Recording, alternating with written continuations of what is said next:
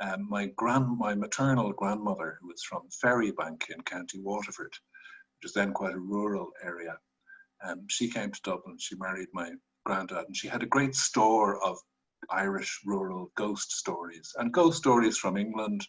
And I remember her telling us about the Brown Lady of Rainham Hall, the first ghost who was ever photographed, she used to say. And there was a church in Dublin where it was said if you walked around it 3 times, the devil would appear. And she was just a great storyteller. She loved supernatural tales. But the story of hers that I loved most was about an ancestor of hers, an uncle of hers by marriage, who had been a young man in Victorian Dublin. And he had had, if not the most beautiful job, but the most beautiful sounding job. He was a lamplighter. He was one of those men who went around lighting the gas lights every night. And she used to tell the story that one night he was on his rounds and he was outside St. Michan's Church on the North Quays of the Liffey.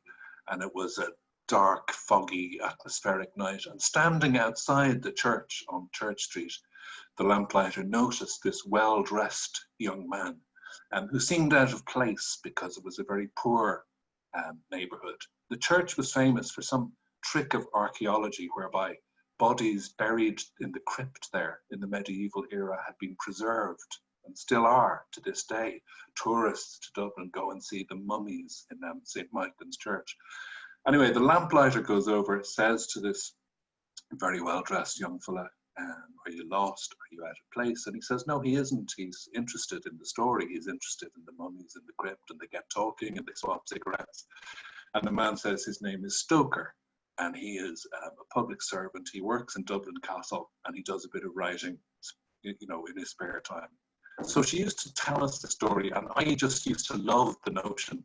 And even though I knew that this was exaggerated, I knew it was a tall story.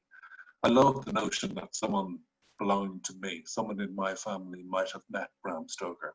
And every couple of years, like I first heard the story when I was 5 or 6, every time she told it, she embellished it again and again and again, until finally it was as though, Bram Stoker had been invited round to her house for tea, and he felt like a kind of member of the family. So I just grew up being really intrigued by him for that reason. And then